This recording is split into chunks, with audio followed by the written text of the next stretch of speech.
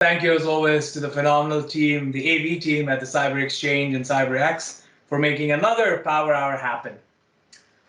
I'll start with a little bit of an intro from a moment that I had probably about 3 years ago when I was putting together a team to launch a couple of new projects in AI with a little bit of a mix of cybersecurity.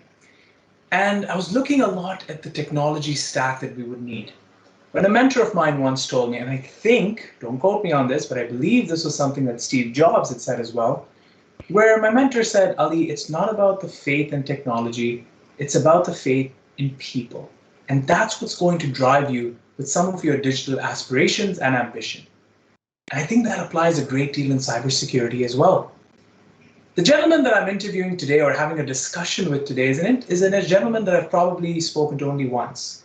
But that faith in people, despite holding one of the most busiest portfolios that at least I know of in Ontario, this individual takes the time to speak to people, to engage, to be social, and more importantly, exemplifies the power of showing up. So before I introduce you to my guest today, let that sink in about how an individual who's so accomplished still manages to find the time and gives back to the community, especially from a cybersecurity perspective. My name is Ali Hirji, and all of you know me as the lead for both AI and cybersecurity at Durham College in the beautiful city of Oshawa. And you'd know that I am the show host for the Power Hour that happens weekly. My guest today is the CISO from the city of Toronto, not the city of Toronto, actually, the University of Toronto. I corrected that on time. Well done me, despite not having my notes open. So I'm getting better at this. My memory will hold true and will last me. The CISO at the University of Toronto. Well-traveled, well-spoken, truly knowledgeable, someone that I am extremely excited to interview, and someone who I think will give you more than a couple of rupees worth of advice today. Isaac, welcome to the Power Hour, and thank you for taking the time. Thank you so much. I'm truly humbled by the introduction, and I'm really excited about this conversation. Absolutely, and I mean every word of it. Speaking to you at the Cyber Resiliency Hour with the province of Ontario, the bond was almost instantaneous. The honesty and the frankness was there, and I really looked at this as a conversation as a leader that I would like to learn a lot from. So I'm looking forward to this discussion. Let's dive into it. You know, you've gone from a variety of countries. You spent a lot of time in the US, you've come into Canada. In 2018, you took on a very impressive portfolio at the University of Toronto. But the journey, or a successful journey, the most important element of a successful journey is that first step. Can you help our audience understand a little bit about how you got into the space of cybersecurity from an academic as well as a professional perspective? Isaac? Yeah, absolutely. My journey, and I think like many others, that sort of my place in their career in where security is a unique journey. I'm really interested to see where we go with the conversation and the ability to get highly trained and qualified professionals in these roles. But like security is a new discipline, and many of us, I don't want to say we fell into it, but we didn't necessarily like aim for the sky on some of these things, at least early on in our careers. And that's how it worked for me. I was actually doing when I started in technology, I was doing consulting work. So I had a very, very small consulting company where I was providing services for brokers and bankers, mortgage brokers and bankers. It was, decent money, but at the end of the day, I figured that money didn't motivate me. And as I was doing this work and sort of setting up their technology shops, one of the things that I worked on doing is help convert mortgage brokers to bankers. And so this is where you go from reselling loans for other people to doing it for yourselves. I realized we had all of this information about people, and we were putting it on computers that weren't well protected. So I got very interested just from an ethical point of view on doing that. So I started with that practical problem, which was, we were doing a mission to serve people's mortgages, but having information about them was something that really didn't have a lot of thought baked into it. And I just got more and more interested in that. I was also coming to sort of the career revelation that the things I wanted to do weren't motivated by money, right? Obviously, there's long conversations to be had about the place of money in our society, but certainly from a career point of view, I wanted something more fulfilling.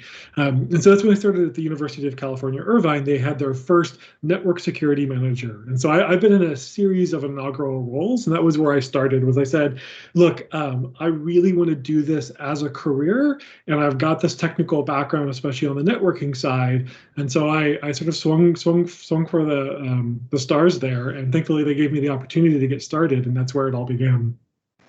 Fantastic. And you know what, I think that, that comment that you made on money is such a profound one, because, and Isaac, forgive me for making a bit of a front foot statement here. It is, for folks like ourselves who have had a variety of roles, sometimes it can be a position of privilege where we can comment on money in a certain way. But the one thing that I will say is, and I say this a lot to my students, is there are a lot of people out there that know the price of everything but the value of nothing.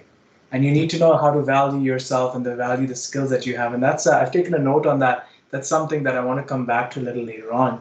When I studied a little bit of your career trajectory, and I probably did a horrible job at it, I did notice that you do have certain certifications, CISSP being one of them.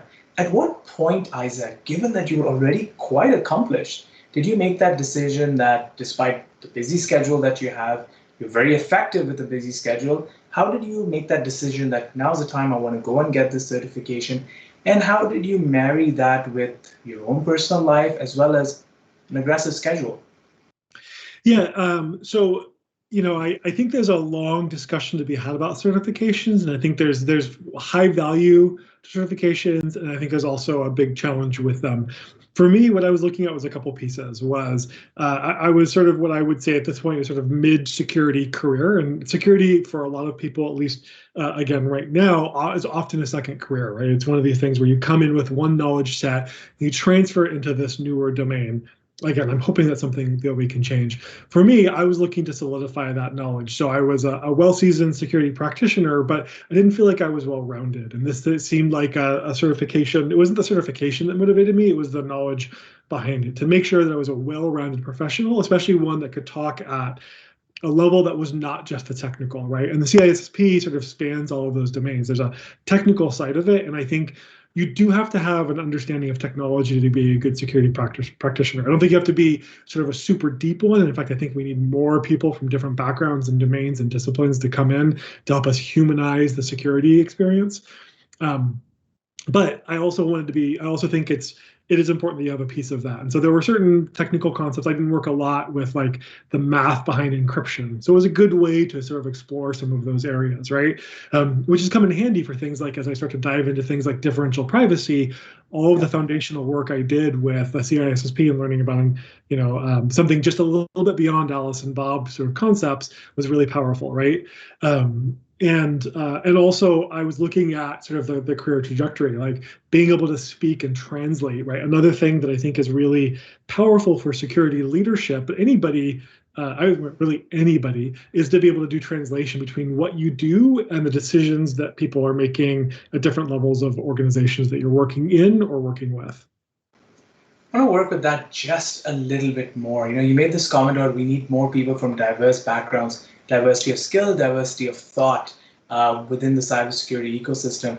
And if you go back to your life in the mortgage world and the banking world, etc., how important has that contextual knowledge of the different firms that you're working, how important has that been to structuring some of the cybersecurity policies and practices that you've put in place? I think it's critical. I'm going to go off the deep end here a little bit because, right, fundamentally human beings are storytellers, and we're highly motivated by stories, right? So if we just start from this angle, the ability to understand the power of stories and to understand how you can use stories to motivate, to encourage, to admonish, which is also something that sometimes we have to explore in the security discipline, and to convince people, right? All of these things have been really critical, and certainly coming from. I mean, I think the more you can see the way different people make different decisions, and especially working with a lot of small businesses as well too, which is one of the things I did early on in the career, I think sets us up well to do this discipline that is not well understood at its roots is highly technical and highly jargon-filled, and the details really matter. Um, it allows us to translate it in a way that people can understand, they can engage with. My feeling is most people want to do high quality security work, and they want to support those security programs in their organizations, and they want to align with policy and things like that fundamentally. But they also want it to work, right? And they want to know that they've got a say in it, and they want to know that they can also do it. They don't want it to be something esoteric that sits off. Somebody else does it, and you just gotta hope it works. Right? They don't want to know the details either. And so stories are one of the ways that we're able to translate that. And I think for me, being able to see that in action, both from conceptual, but also realizing it, is a really important part of certainly the success that I've had. And certainly when I see people being successful, there's a big piece to it. And it's not just stories. I think it's also knowing that human impact. When we talk about things like, how do you write good policy? Right? It's not just about having a nice document. It's not just about having words that people understand and are sort of at the appropriate level and sort of jargon level for them. But also, right, good policy enables us. Good policy is something that at the end of the day, we can see how we can make it better. And I'm sure you know this even better than I do in your work in AI, right? And maybe I'll even turn it back on you a little bit, right? Because in AI, we're going through this right now, is like having the public policy conversations, having the institutional ethical conversations about how we utilize AI, how we put AI in our supply chain. Do we do it? Do we rely on others to do it? And necessarily, you're going to have a supply chain in AI now, right? But it has to be translatable. And at the end of the day, right, people have to understand not only how it impacts them, but how they can use these things to enable the work that they're actually trying to get done. I think you put it really eloquently, and I mention this a lot. I've spoken at numerous conferences where I make mention of that good AI practitioners, good cybersecurity practitioners are very good storytellers.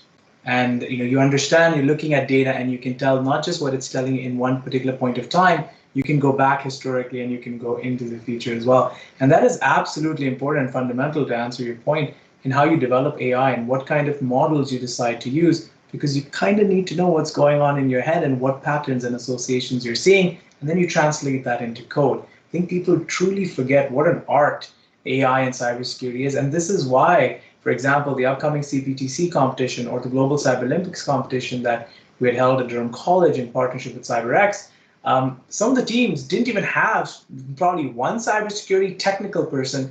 Another person was in psychology, the second person in sociology, somebody with another linguistic skill. It was truly fascinating.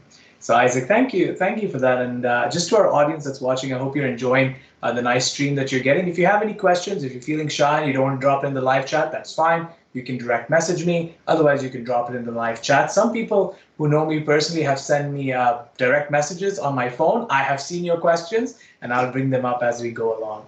Isaac, I want to work with this just a little bit more, and I really like this approach that you took. Is start from where you are, do what you can. And you started this portfolio of security services, and you looked at how it applied to the banking world, etc. And then I wouldn't say suddenly, but then as you started to grow more and more in your stature, 2018, you find yourself at the University of Toronto, a huge portfolio to take on. What inspired you, and I'm not surprised why the decision was made to bring you on board, but what inspired you to make this jump into academia and literally into one of the world's most recognized institutions? Yeah, well, I have worked in the academy before. So I worked at the University of California, Irvine. So research-intensive universities are not something that's new to me, and that public service piece is something that speaks quite loudly to me. As I said, I took a look at what professionally motivates me. Right, stock options are not the thing that professionally motivates me. Doing good in the world, and we've seen in the pandemic, like no other time, right? Like no other time, the value of the academy. These places are anchors in their community. They are economic drivers. They are problem solvers. We wouldn't have vaccines without the work of our researchers. We wouldn't have those researchers without the work of our teachers, right? Like the teaching, the learning, the research, the public service, the things that these institutions do, and the economic drivers that they are, is very motivating to me. I believe I'm a big public policy nerd, and that's because I believe that we can continue to do better. So I'm a true believer, right? So number one, I'm a true believer. University of Toronto, there is something about this place that is certainly a draw, and I don't want to belabor the U of T point. It's a world-class institution that stands with the best of them. So I think the institution speaks for itself. But I also look at the Canadian landscape. Right, so I came from America. I came from California, which California and Canada actually have a lot of similar. Not all of America, but Canada and California have a lot of similar culture. And so, yeah, but also, right, there's the academy is rich in this country. We have over 200 colleges and universities across the country, all doing phenomenal work, not only with large rankings for the one where that matters, but even the work like Durham College. What Durham College is doing is phenomenal. The programs you've put together, right? You can look at every institution in the universities and colleges across the country and see really good work. And one of the programs that was part of this portfolio is something called CANSOC. So we're working on trying to build a shared security operations center to serve security functions for universities and colleges across the country. And CANSOC is not just the work that we're sort of doing in this particular bubble, but there's a number of initiatives. What that caused me to do is look at a number of initiatives. So the research and education networks in the provinces and in the country here, we've got Orion, which serves as the network backbone and providing a number of critical services out to the sector, all the way up to the national level. And then there's a number of players in the space, all working really hard to try to solve the security problem across the country. That was a really unique problem set, and it was a chance to go to an influential institution and get a program that I thought was really solidly built, right? And I, as the inaugural CISO for U of T, I got to build something there. I really love to build things. So I got to build it for U of T, but also I got to work with some amazing set of colleagues across the country, the CISOs and the IT security directors and the CIOs, again, across the institution. Size doesn't matter here in terms of the expertise that we have. And we don't have enough security expertise in the country, but we got a lot of really good people working hard to tackle this. And so the chance to build a program, to work across the country and to have a leadership role that could be one with some humility to it, where we could highlight the work of others too. Like sort of all of those pieces are what brought me here. They say technology works best when it brings people together, and again, it's like security is a very true emblem to exactly that statement.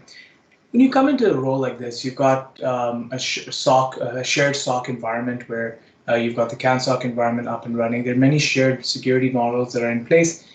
How do you start to, as a leader, and there's so many priorities, how do you start to prioritize where do you want to get started? It's not like the institution doesn't have a substantial history and a track record in security, but you do have to, with your own, you got to bring in your own, as we like to say in India, your own masala and your own spice. How do you bring that to the table, and how do you determine some priorities for yourself? Yeah, I mean, that's ultimately the leadership question, right? And for me, it's a couple of things. First, you have to listen, right? Listening is so critical. You can't do everything. You can't please everybody. When you're in leadership roles, you're both gonna have to have skin. You're gonna take some you're gonna go through some battles. And as somebody, as actually my colleague, CISO colleague from University of Victoria today said to me, "You're going to get mud you're going to get mud of yourself when you're sort of trailblazing here." But at the end of the day, again, especially when you've got large groups of people, but it doesn't matter however your chain is. If you're talking about just sort of a unified chain, if you're talking about collaborations, you really have to listen to people and make sure that folks are heard, because it doesn't work. Right. And that to me is the second point, is we have to focus on what we're trying to do, not how we're trying to do it, not who gets to do it, not who funds it, not who gets the glory, right? All those things matter, and we're people, and there's politics at stake, at play, and there's real pieces. But at the end of the day, we're trying to do something. So making sure that we really have a strong understanding of what our outcomes are, and when you do that listening piece, being able to translate those to clear requirements that you can translate to your outcomes, right? That starts to build your steps. And I do think I agree with you. You have to bring up your little own spice, and I think you have to have some expertise as well too. So the principle I'm bringing to a lot of this space, and something I talk a lot about, is the breadth of what we need to do for security is intense. And what we've learned over the years, the old security model is one that was so like really binary. If you put enough time, enough money, and you say no enough, then we'll find this magical state of security. It doesn't exist. It's all risk management. And so for me, it's really critical that we understand in that risk management model, there's only so much money and effort and resources and priority and human cost we're going to put into preventing things from going wrong. So we have to find them. We have to detect them when they go wrong, and we have to respond quickly to them.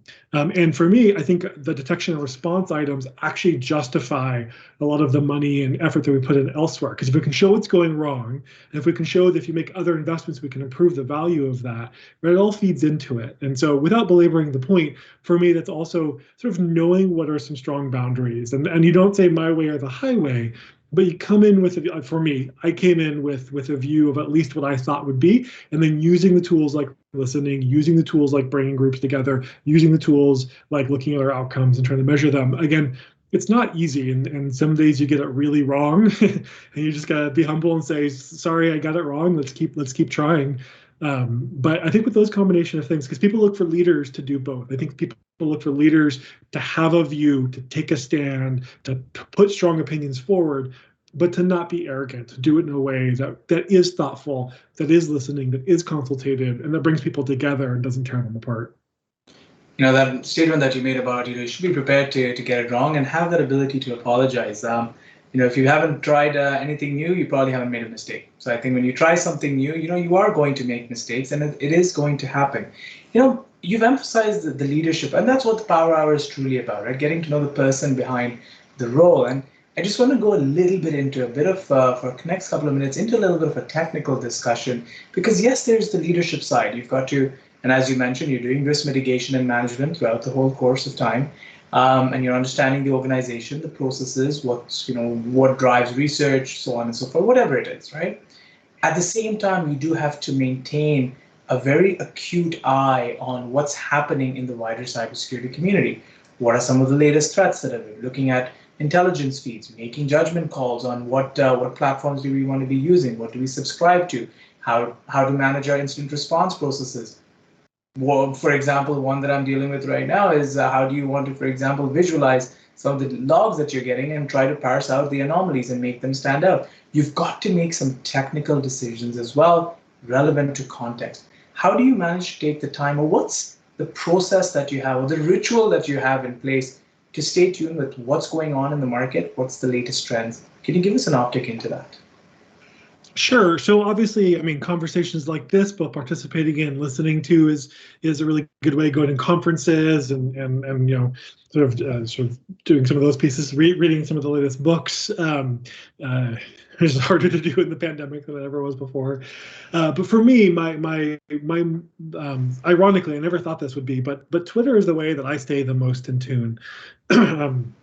Because you get the sense of sort of real-time piece, and you see what people are talking about, right? So if you see something come up a couple of times, like, okay, I should pay attention to that. Or if there's somebody who you really trust, who I really trust, I can follow. And so for me, that's my number one way. Is my ritual is I just make sure that I'm occasionally looking at. I've got a curated list of people that I follow and organizations that I follow. I'm trying to make sure I continually add to it, right? So and before we even chatted during college, had put out some great things on my Twitter account. That's how I found it. As somebody retweeted it, and I started following it, and I saw the good work that you're doing there. And so for me, that's the best way, because it's low energy. It doesn't take a lot of focus. you've got some self-curation there. Obviously, with anything in social media, you have to be very, very cognizant of how you curate and how you trust what's coming up. But there is sort of some circles of trust, and social media isn't all bad. And for me, I found it really effective at staying on top of trends and ideas, or at least getting me started. Like somebody will say something about, I can't think of a good topic, but of something, right? And then I can go do some research on that on my own. And I think that's the other piece to it too, is in addition to sort of the casual, passive watching the community, it's also once I get into something, making sure I set aside some time to dig into it. And some of that might be reading papers, but it might also be still like setting up environments and trying to, like, I still have dev environments that I poke around, and it's not like I used to be, but I started from a technical background, and so I still make sure that I know enough to be able to set up whatever tools that I'm looking at, especially if it's open source stuff. Like I can take some open source tools, I can play with the data that I've got, if any, and at least get a sense of keeping my fingers on the pulse. And I think another one, I don't mean to belabor the point, but then is just listening to my friends and colleagues directly, right? So the other thing too is what are the folks, what are, like for me, I've got a staff, so do my staff, but regardless of having a staff or not, there are peers in the community, and listening to the things that they're talking about, listening to what they're doing, watching what's happening and seeing what they're paying attention to. And I think especially in this space that is so complex, is moving so fast, and you just can't know everything, relying on your peer network is absolutely critical for me. Fantastic. And I think, that's why they say, right, you have 2 ears and 1 mouth for a reason, so that you can listen twice as much as you speak. So, that holds extremely valuable, not just for the security world, but I would argue in any position that you hold, especially for those of you who are looking to get into leadership positions. I know we've got quite a few listeners today that are in mid-management or looking to progress into their careers. I will also add this just as a quick teaser. In the next couple of days, I believe on the Cyber Exchange platform, there's going to be a series of shows brought together by Phelps Cyber with a little bit of a spin. And for those of you who are looking for such similar, really, really important little piece of information on cybersecurity leadership, do look out for some information on that. We've got about 25 minutes to go, and I see a couple of questions that have come in. To the audience members that have sent their questions, a lot of you have direct messaged it to me as well. I'll change them up just a little bit so that they fit sort of the tenor of the conversation, but I will make sure to get through to all of them. Isaac, I want to come to this question, which I'm going to reword just a bit. In the upcoming CISO forum that's coming up in 2021, I know this is going to be a subject as well. You talk about listening to people, and there, as a CISO, you've got to manage a couple of relationships as well, other C-suite relationships as well. How do you think the CISO and, for example, the CAO and the CISO and the CIO role has evolved over a period of time? Is it, and in this question, the individual says, is it that, previously we found ourselves having to sell security and say, we need this and this is why, but now it's changing into, hey, CISO, we need your advice on other things. Can you provide a little bit of perspective on that dichotomy? Yeah, and it's still changing, right? There's an opportunity to have quite a full C-suite with all of the C titles going around. And so I think part of this is also navigating, for executives, what deserves airplay, attention, and these pieces, right? CISO is tricky because you can have the title without actually being genuinely in the C-suite or the equivalent to it, right? Too, and so I think part of the evolution is sort of where that belongs, and not even just like the reporting relationship of who the CISO reports to, but sort of what those conversations look like. Before I sort of directly answer your question, I got a great quote yesterday from Shamla Naidu, and I just love it. It's not a direct quote. I've massaged it a little bit, and I also posted this on my Twitter. But I think it's really relevant, which is the role of CISO. It's the most unique in the C-suite, and that's, I think, one of the challenges with working with it, because it encompasses a little bit of everything, right? As a chief information security officer, I have to understand the entirety of the business. I have to understand the entirety of the mission. So at the research university, we've got teaching, so I have to understand the classroom. We've got learning, so I have to understand the students. We've got research, so I have to understand the researchers. But we've got dental clinics and law clinics and athletics facilities and study abroad programs and like all of these areas. But also, like you also mentioned, it's not just across, it's also up and down. No other role is expected to have all of the answers for all of the questions. right? So you have to be able to talk to the CEO, and you have to be able to talk to a programmer about an application vulnerability, right? And the expectation is you can do all of those things. So what the CISO is critical. Understanding what it is and what we don't understand it as yet is critical to answering your question. Does that make sense? And I'm not keep talking, but I want to stop there and see if that makes sense. It makes a lot of sense, and I think one of the key things is, and I still remember this, and I believe this was at Women in Cyber in 2021, where someone had said that it's up to you to define what the CISO is when you take on that role. And the individual who mentioned this, she also mentioned that that's why now you're also seeing roles like a BISO, a business intelligence leader. So things have started to evolve. And it always reminds me of something that I've said very often: is security is not a product. It is a process. It's not a destination. It is a journey, and you have to continue to experience that. I'm going to continue down this trend of questions, and thank you for taking us up on them. To the audience, keep pumping them out, and I'm happy to, if you're texting them to me or dropping in the live chat, happy to bring them out. I'm going to bring this question out in a bit of a different flavor again, but I think it's a very relevant one, and this has to do with the differences when it comes to understanding size of an organization. In your opinion, when you're doing security, let's say for a fairly large and distributed campus, such as U of T, there are obvious differences between a large campus and a smaller one. But what have some of the nuances been as a result of hybrid environments for teaching and learning in academia? And what are some of the differences between large campuses and small ones? Can you shed some light from a security perspective on that? Yeah, I mean, I think from a security perspective, security in some ways is the great equalizer, right? Because it doesn't matter how big your budget is, it doesn't matter how big your size, it doesn't matter how many experts you have, right? Your problems scale with you.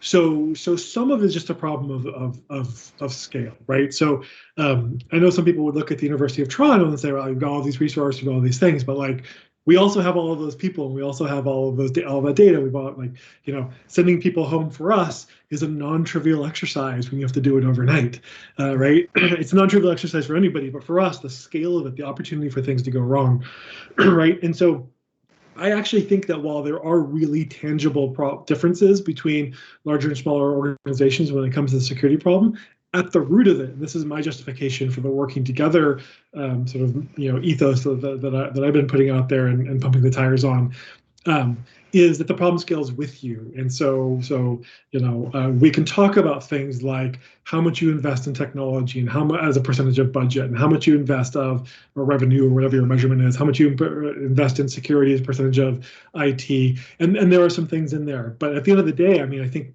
the gap just stays with you as you work through these sizes.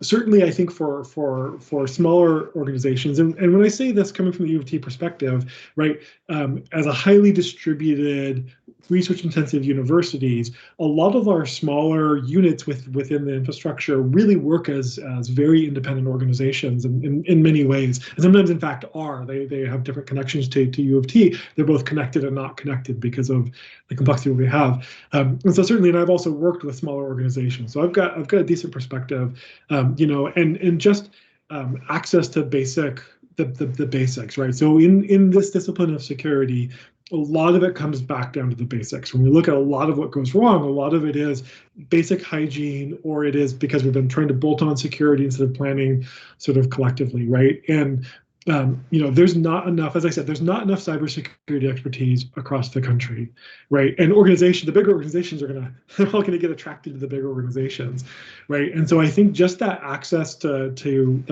access to personnel is something that may differentiate. And it's also, again, one of the reasons why I believe strongly in the work that we're doing, whether it's CANSOC, we're in Ontario, we're looking at some broader public sector initiatives to do this as well too, just trying to make sure that smaller organizations can tap the expertise they need. Also, in the marketplace, and with all full respect to vendors and suppliers in this space, it can be really pricey. Right. Yeah. We actually at the top end we get priced out in different ways, because the pricing models I think really work well for the middle. I think they often don't work well for small, and they don't work well for large, because on the small end, it's the barrier of entry is too much, or that one feature you need is locked behind an enterprise license, but you don't need it at that scale. For the larger organizations, we get locked out because it's often priced at a per IP address, per user, per device, per whatever, right? And we break those models as well too. So that we could keep, if you want to keep pressing on that, we can go into it. But for me, I actually think that the problems are more similar than less similar if you take out the expertise issue. Yeah, absolutely. And I think one of the biggest challenges is, I think that there's that misnomer where you think, oh, if it's a larger enterprise environment versus a smaller one, the larger one, by default may have more important or more difficult issues to deal with. Not necessarily. Targets are chosen for very specific reasons. And smaller institutions, believe it or not, are targeted. In fact, from our experiences, and I'm sure, Isaac, you can speak to this, are actually targeted much more strongly and much more severely at times than larger institutions. So to the individual that asked that question, great question. And I think it's an interesting topic for a future discussion, as well as understanding size and scale when it comes to delivering security services and also procuring services. So good food for thought. Keep those questions coming. Isaac, I want to just continue with this trend. And this has to do with a question, I guess, less so on the technical side, but more so sort of, when I think about it, more so on the side of how do you approach certain situations. And this question has to do with from a talent management side. You made a very interesting statement, and many people have made this statement that they qualify it in different ways, is that there is a talent shortage.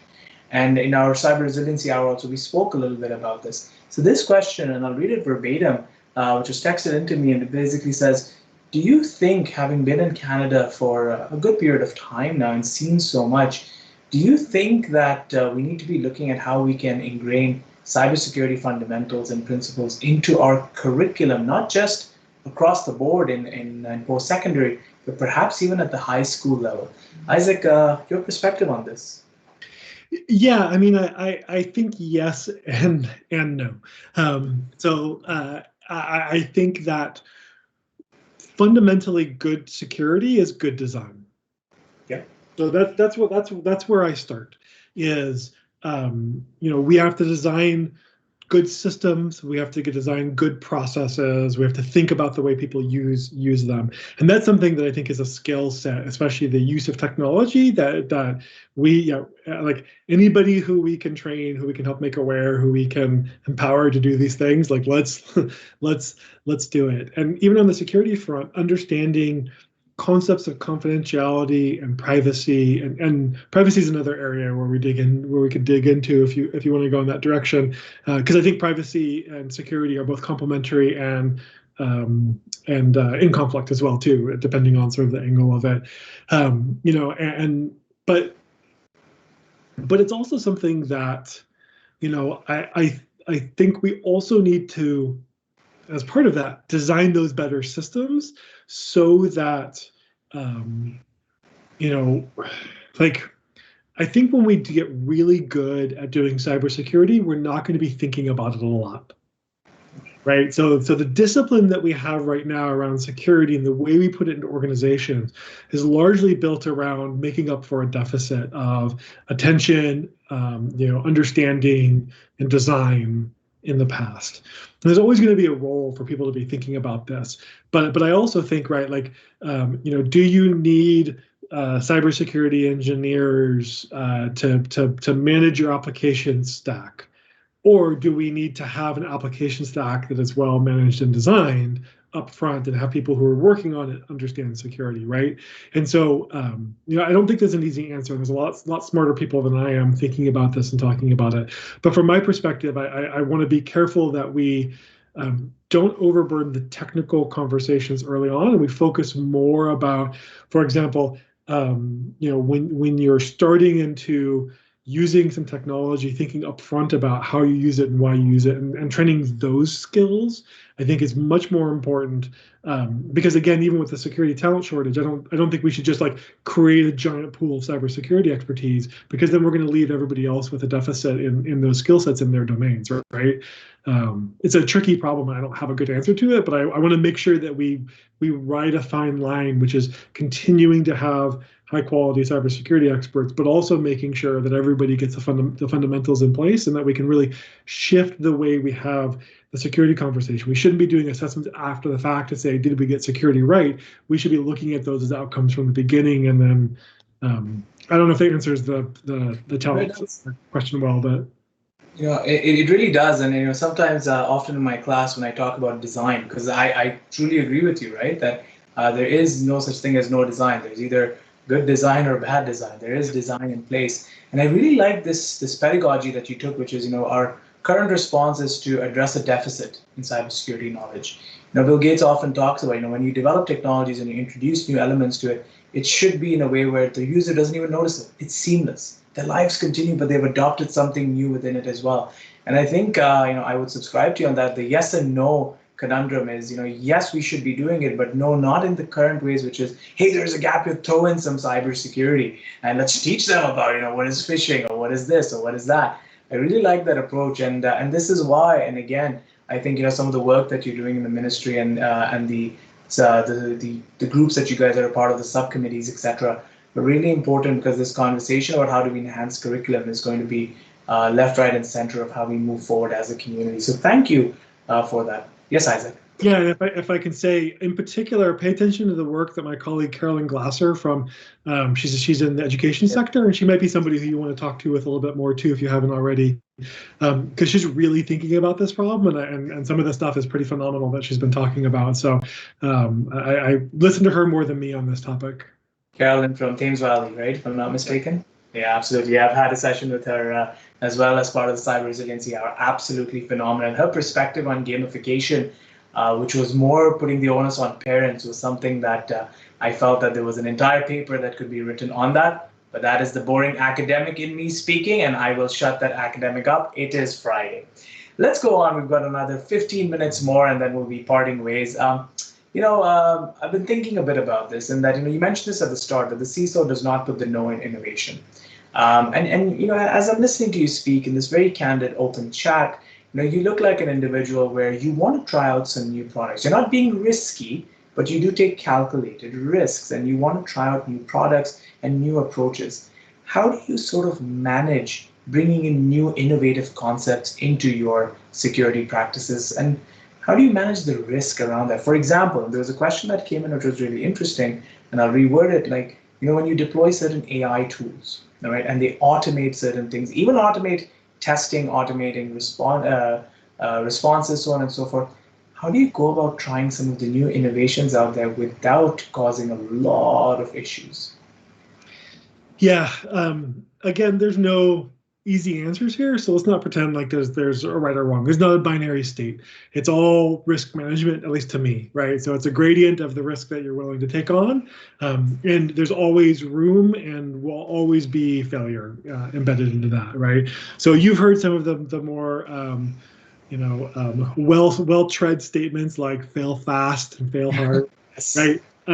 But I believe in that, right? I don't think it's easy to do, and I don't want to pretend like I've certainly figured it all out, and that the people that I work with have it all figured out. It's a lot of trial and error.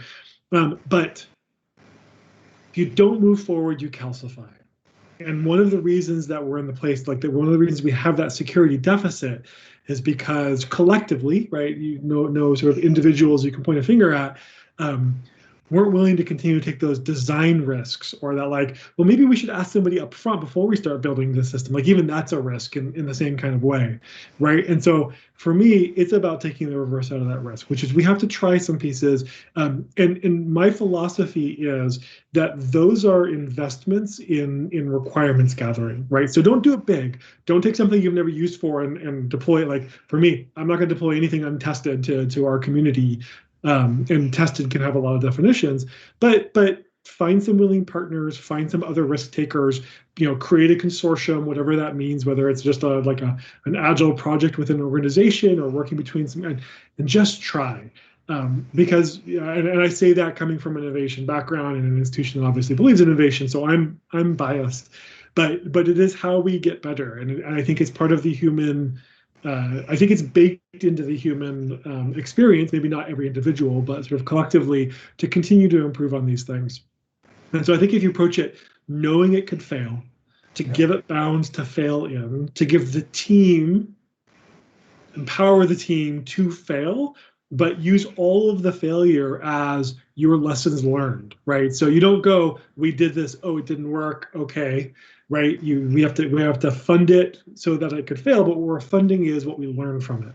And if we focus on what we learn from it, sometimes you'll hit gold and it will just work and that's going to be amazing, right? But sometimes it won't. But if you set it up with that understanding that what we're going to do is figure out what we need to know, and this is one of the things like I tell my team, that's something we spend a lot of time trying to figure out how to operationalize, right? Which is like sometimes just pick a direction. It might not be the right direction. It might not be the right way to go, but pick it and then time box it. Pick a time when we stop and reflect. And even if all of the money we put into it in terms of the technology investment, we stop and we start over with like we just hit delete and get rid of it all. We've still learned so much through that experience. And so if you do it with purpose, if you do it with intention, if you do it with a little bit of risk management behind it, doesn't mean it's going to work, but you'll get the most out of it. And at the end of it, like collectively, right, any single individual project or initiative or software or whatever you're using may not work, but together, I guarantee that you're going to keep moving forward. Change comes at the end of your comfort zone, and I think you have to get, I say this very often, right, you have to get comfortable being just a little uncomfortable. Try out that new tool, see how it performs, but also, I've found a lot of folks that will take a risky approach and put all of their eggs in that one new basket that's meant to automate the alert system or to automate the access management modules, and eventually not know how to go back to what was previously working, although a little inefficient, but it worked. You need to know how to go back to that status quo at times, and you need to know how to create those conditions around. And this is where I agree with you 100%. Taking a risk management approach to innovation as well is really where it's at, and that is a skill in and of itself. A couple of more minutes left, and I'm going to race through 2 more questions, and then we'll come to a bit of a soft landing. Isaac, this question, very direct, and I'll ask it exactly as it's worded to me, because I think it's worthwhile. It's worthwhile asking you up front. And the question says, so Isaac, in your perspective, where do you see the security landscape going for the academic community in Ontario? Do you think the threats are going to increase? And as we internationalize more, is it just going to increase, or are there changes in the horizon? Isaac? Well, I don't think the threats are going to change, right? And I think there's going to be continued incentive for the whole spectrum of garden variety crud on the internet, criminal organizations, nation state actors, the whole breadth of it. We are increasing digitalization, we're increasing our international footprint, we're increasing the amount of data that we store, right? The value of all of those pieces, even just availability, is all going up, right? The threats are not going to dissipate, at least for any time in the foreseeable future. But risk management is about taking your threats and managing them, right? And so I think that, I can't predict the future of our response to it, but I think that there's a lot of effort and attention being put into mitigation, and I think that more than ever, folks are working together. So in the academy, for those of you who don't participate in this climate, there's a lot of competition. People are looking for students, they're looking for dollars, they're looking for all these things, right? There's the rankings themselves tell you there's competition. The fact that we have a ranking system, multiple ranking systems, so our institutions and sometimes our researchers, there's limited research dollars, there's limited platforms for researchers, for those of you who write papers and do things like that, even though sometimes it can be the boring academic stuff, the bread and butter of some of these pieces, but there's still limited journals to write a paper into or whatever it is, right? But there can't be, I'm going to make that statement, there shouldn't be, but I think if we are going to manage it, we can't be in competition. And certainly in the people that I'm working with, I don't see that competition, right? We're really trying. It's hard, but we're really trying to work together, whether it's a broader public sector or the academy, universities and colleges, K to 12, whatever it is. And so I'm optimistic that with improving technical tools, improving understanding processes, more people who get this and a more willingness to work together to do it, and more funding coming to it, that we'll be able to mitigate the increasing threats. But today, I think the threats are increasing faster than we're able to get to them. And so that's part of my sort of collective message is to, especially in the pandemic, it's not good, but I think that by continuing to do these things and having these conversations and putting the efforts in place, we can mitigate the risk faster down the road.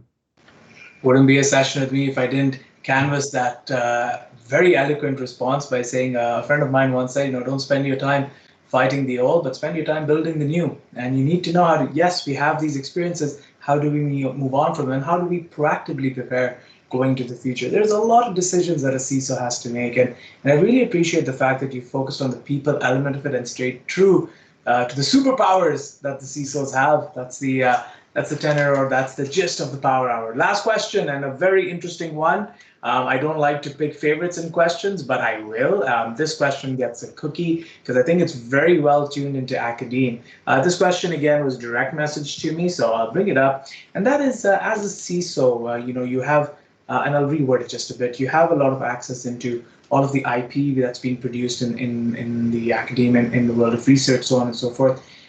Do you have any role in protecting IP in certain ways? And do you have a seat at the conversation when it comes to how to commercialize IP, how to protect it? And really, as you mentioned, these are the bread and butter tools of the organization. Any perspective on that? Sure. So in the academy, we have what's called shared governance, and so what that means is there's not one person who sort of does everything. Especially when you talk about the research portfolio and the teaching portfolio, right? These academic portfolios, we work quite closely, partner, but you can think of administration and faculty as a partnership. And so we talk about the protection of intellectual property. It's really a shared piece, right? I'm not going to go in and tell a faculty member what to do because they are the expert in their field and understand their technical needs the best. But what I can do is inform them about the risks and about the best practices, and looking at their specific situation, work on creating, I like to think of it as guardrails, right? So that's one of the things that we can do on an institutional level when it comes to security. But I think this is true for any organization. At the end of the day, all security is local, and especially if you're a big organization, you're not going to have one way of doing things. So we create guardrails to help support not only our researchers, but the whole supply chain of people, the whole chain of people who are helping manage that intellectual property. I tend not to get too much involved in the commercialization. Obviously, if there's some security conversation, if it's security related stuff, there's some pieces for it. But what I'd rather do is build platforms that enable researchers to do that innovation than comment on the commercialization aspect of it. Although there's opportunities for that. But for me, I think the protection is really a shared piece, like it is everywhere. Like we brand our security program Secure Together. And that's a big philosophy that I have with it. And so protection of intellectual property is huge because it is really a target. But it's also not something that one person, one group, one organization can do effectively on their own, especially when you consider all of the collaborations it takes to make. These days, it's usually not one person sitting alone. We're talking about, especially like innovation, intellectual property that people are going to target. It's usually a collaboration of some kind. And so there's a number of moving parts and a number of people. So am I involved with it? Yes. Is it something that, is just for me? No, we have to work together to do it. And I think, that point that you made about Secure Together really talks about that storytelling piece, and that is branding your security initiatives as well.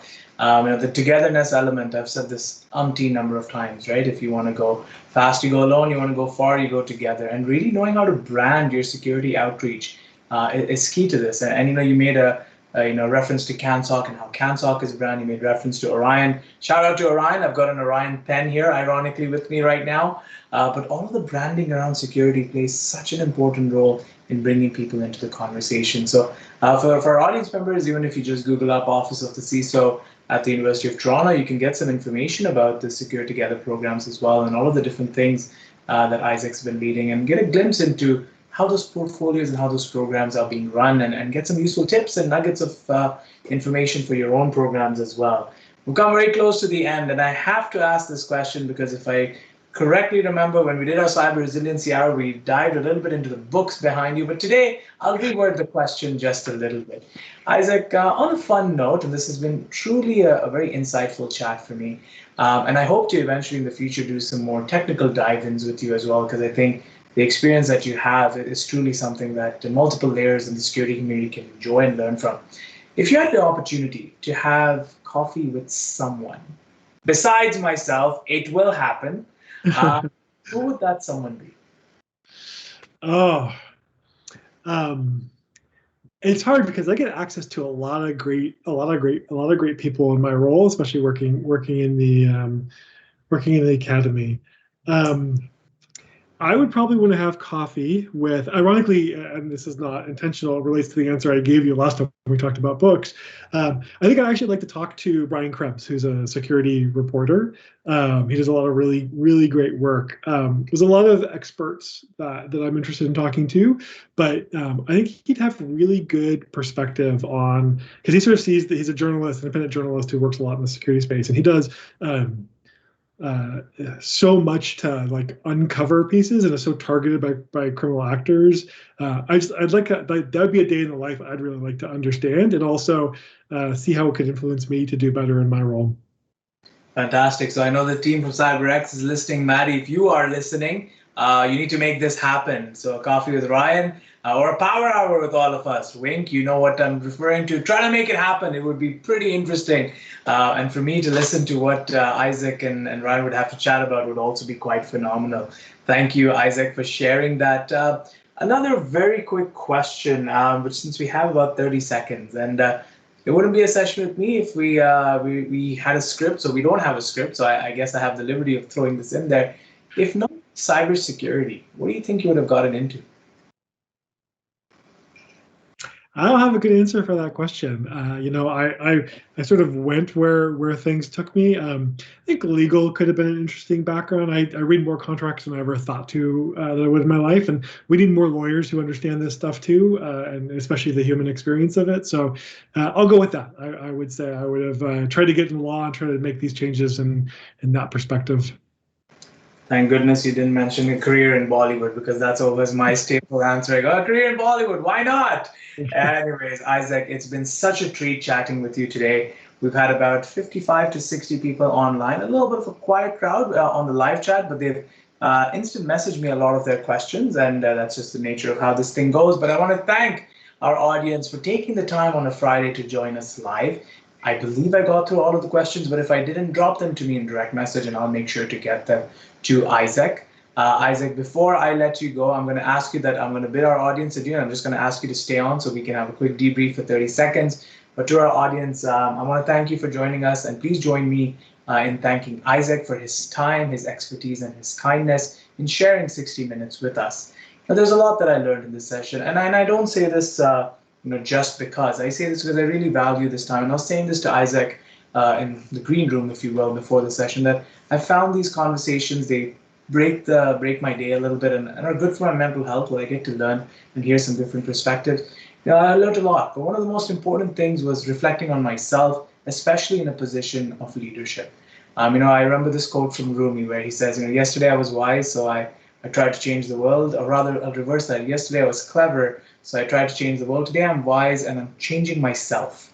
And that's important. A lot of change begins with yourself. And as leaders, we are in this privileged position to know a lot of things. It's our duty to act and act appropriately, act in a socially justice mindset, act in an appropriate mindset, and breed the leaders of the future and breed more resiliency from a security perspective. We've got a lot on our shoulders, and Isaac presented some very interesting ways to do this with humility and kindness. You can go a very long way. So Isaac, thank you for everything that you shared. To our audience, next week's Power Hour will be announced very shortly. There'll be a whole bunch of other sessions, I believe, happening on the Cyber Exchange platform next week. Beyond the Perimeter with BlockSec, I believe another Cyber Resiliency Hour. I've recorded quite a few of them. I have lost track, so enjoy it when it's aired. And of course, CISO Forum Canada, which runs from November 8th to November 10th in a modified hybrid environment. If you're looking for tickets, just reach out to the team at CyberX or go onto their website and you'll be able to get tickets to that event as well. On behalf of myself and Isaac, everybody, happy Friday. stay safe, stay healthy, and I'll see you at the very next Power Hour. Cheers.